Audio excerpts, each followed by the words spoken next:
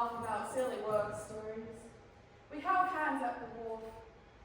I was waiting for him to kiss me, but he had this goody-goody gumdrops ice cream that was taking him forever to finish it.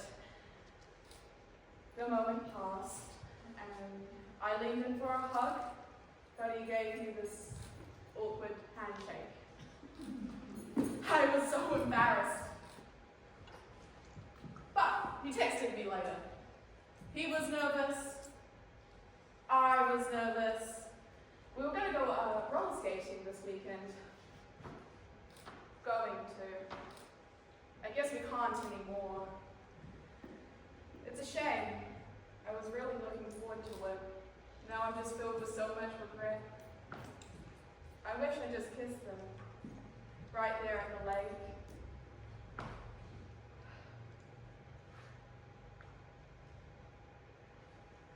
Say, dogs, recently. Really missing dogs. You know, we sitting there at a traffic light waiting to cross, and you look down, there's this big fluffy boy. All you want to do is pat him and tell him he's a good boy. In that moment, you and a stranger completely indulge in this really intense conversation about the dog. And while you're sitting here, fluffy, patting this fluffy boy, you and the stranger sort of become family in the way to get so excited to tell you about his chow chow and his big eating habits. The fact that you've never met doesn't really matter. I'm sure it's still dogs. You can't just pet them the same. What are you, darling? So clearly, I just wanna. You have a minute? I just wanted to go over the interview set. Rats.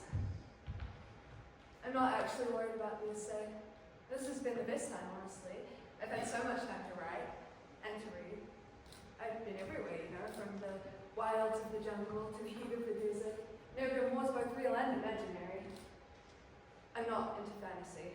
The dragons are never as exciting as you think they're going to be on the cover. Mostly, I've been reading those books with, you know, the windswept heroine fleeing through the darkness and broody shirtless man on the cover. Mum has quite the collection. Well, they're probably the equivalent of junk food, but at this point, I'll take the quick and easy read over piercing war any day. Maybe it's awesome. I know it is. And my science project is looking good. I've got the whole kitchen bench full of clippings I stole from the neighbor's tree on a walk. I've never been on top of my schoolwork before. That part's nice. I miss talking to people and hanging out. You know, in real conversations, there's awkward pauses and moments where everyone's talking over each other, but you don't get that on Zoom. The jokes don't hit the same. And when I do run into someone I know, nobody wants to talk. I feel like everyone's treating me like I have leprosy or something. But, oh well, I guess I'll just go off and reread Love in the Time of Cholera and wait till the next assignment comes out.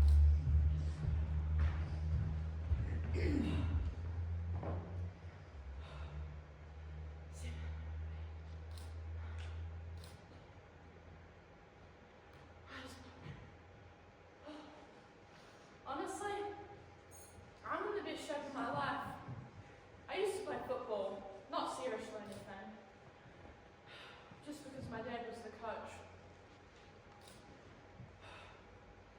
It was easier back then playing football. I didn't have to catch the bus to school. He was a fan. I just liked hanging out with him, really. Honestly, Dad was my hero. He'd be out all day, working on the farm, and he'd be out with us kids, running around, kicking the ball. And he'd be back out delivering calves or fixing the tractor.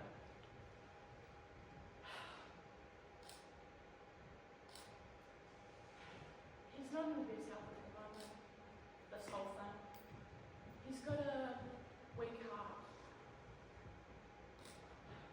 I worry about what would happen if he got it. I haven't seen him in ages. He's still out on the farm. I mean, there's a farm manager, but he's still living with his mum. She doesn't want to move to town. She gets confused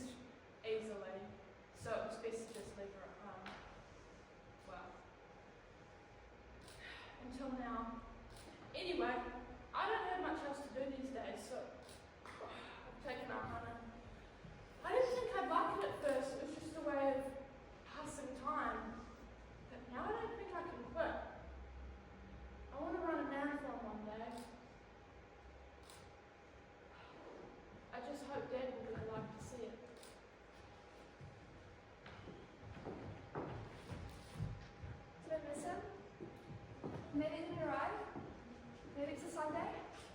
Oh, I don't even know anymore. The days just seem to go from one to another.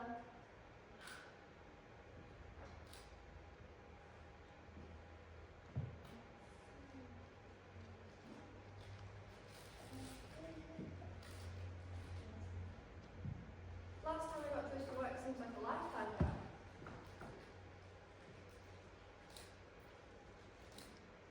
Every day is the same. I wake, turn on television, or I eat my toast, watching the news, and then I wash my hands, and check the courier, and wash my hands again. Just said this if we had to wash our hands. Imagine everyone you meet has virus. I've been imagining. I got that spray, one that kills 99% of all germs. Groceries are sprayed on delivery, and then I leave them out in the sunlight. My grandma always said that sunlight was best for some babies. So did Doctor Who, actually. I get a packet of papers from work 2 times a week. Top secret. Initially, we were doing everything by email, but then the boss was like, what about cybersecurity? So now, I'm here, waiting for documents to arrive so I can write all over them and send them back. Because everyone is watching, and they all have the virus. But what I don't understand is that we have no idea how this thing is spread. My hands are rough and sore from all the hand washing, but I am washing and hand sanitizing and imagining everyone has COVID, and it's a lot. Then by the afternoon I'm too stressed to work, and my sourdough is ready to prove. I don't know if we will make it out here. What will happen? Sorry, there's heaps today. Oh, yeah.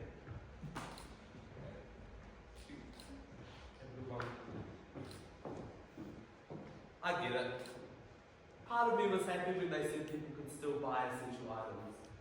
Business had been slow, and me and the missus worked real hard to buy this run, and the van. But now it seemed like no one really wanted to use the post anymore. Then lockdown began, and the orders came flooding in. I was busy from sun up till sundown. I would ship people food, blankets, school and work supplies. It used to be difficult getting through the city, but now it's so quiet. I can park wherever I like. It's like a ghost town. Except when I get stopped by the cops, of course. It should be obvious that I'm working. But I stop anyways, just for a chat. That used to be my favourite part of this job, having a chat. People would tell me about their limited edition Barbie dolls, their antique butter plates, the latest Lego, the newest BT phones. People get so enthusiastic about stuff. And I like seeing people happy. But now, no one wants to shake a hand, no one wants to take a package, no one wants to stop for a chat. But with the band being so full, I don't think I could stop even if I wanted to.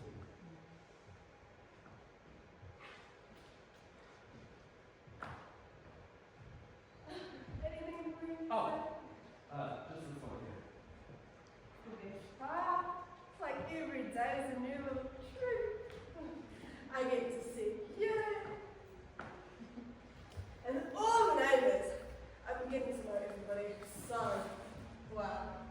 Early on, I had the idea to start a socially distant happy hour, and it has been a roaring success. We all come out with our volunteers and wine, and sit around the cul-de-sac, and we gather together. It's nice talking to people. Otherwise, it's just me at home. It's awfully lonely since, well, see, I had to put my parents in old one time last year. Mum was getting dementia and Dad hasn't been the same since his accident. I tried to keep him here with me, but I have to work. And they were loving it. Dad's her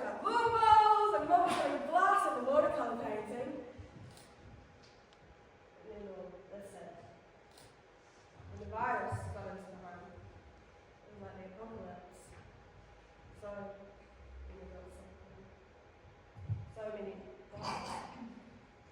Mum talks nonsense half the time, but she swears she sees black bags leaving at midnight. She doesn't know where Dad is. Probably for the best.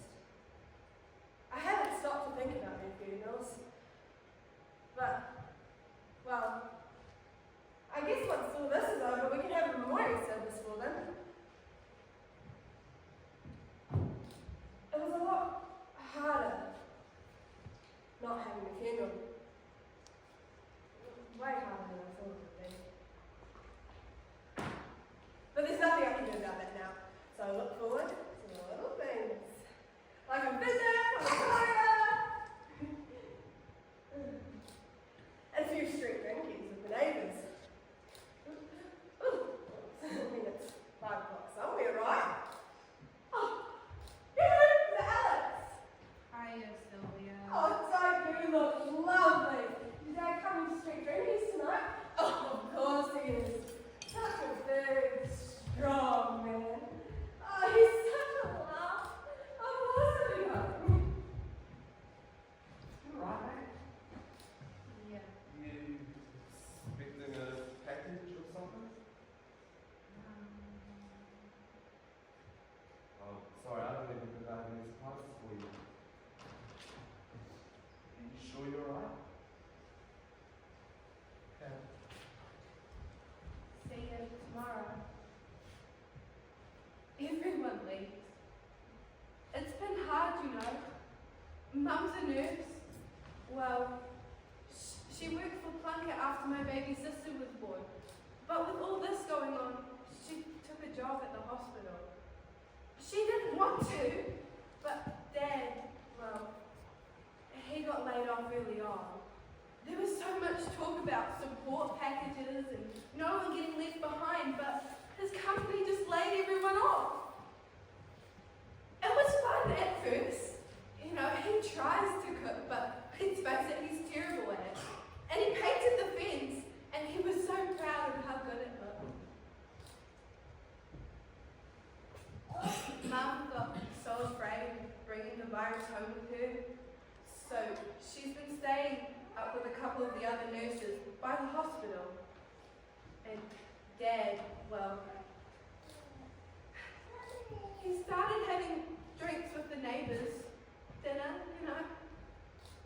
But then it was lunch, and then breakfast, and now he's just drunk all the time, and he cries about Mum being gone. And I'm trying to take care of the baby and make sure the twins do their homework, but it's hard. It's so hard.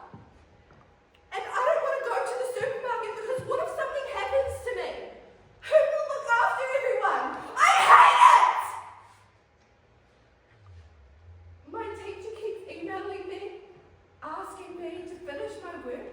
And how do I say that I'm too overwhelmed and busy to write a stupid essay about the themes of the Matrix?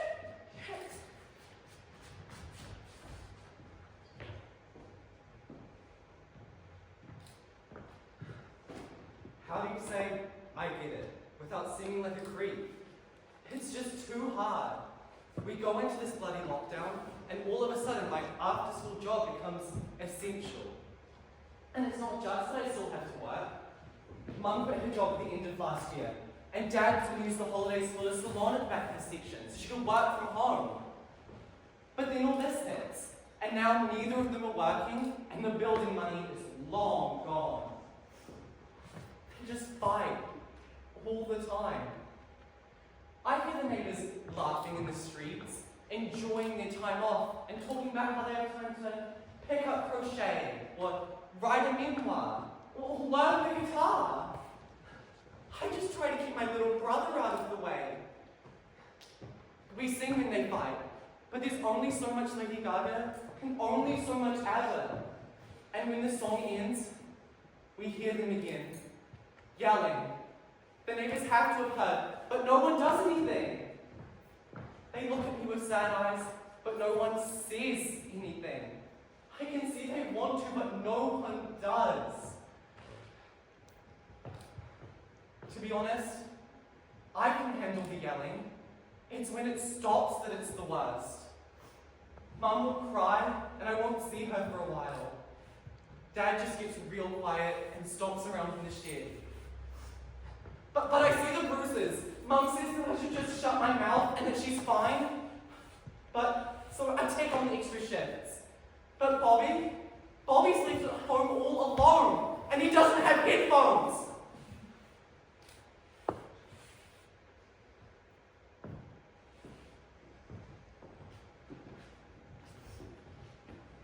Stay in your bubble. Wear a mask. Wash your hands. It's take on village. Stay in Wear your a bubble. mask. Be kind. When we went into lockdown, not everybody could make sour bread at home or work from home. Our essential workers faced hardships that we still can't fathom, from spending time away from their families. And at the end of it all, when we could take off our masks, it took such a long time for us to be able to breathe freely. Stay in your bubble. The new normal. Wear a Wash mask. your Wash your hands. Stay in your bubble. bubble. Stay in your bubble. Wear a mask. Wash your hands. Be kind. Work from home. Takes a village. The new normal.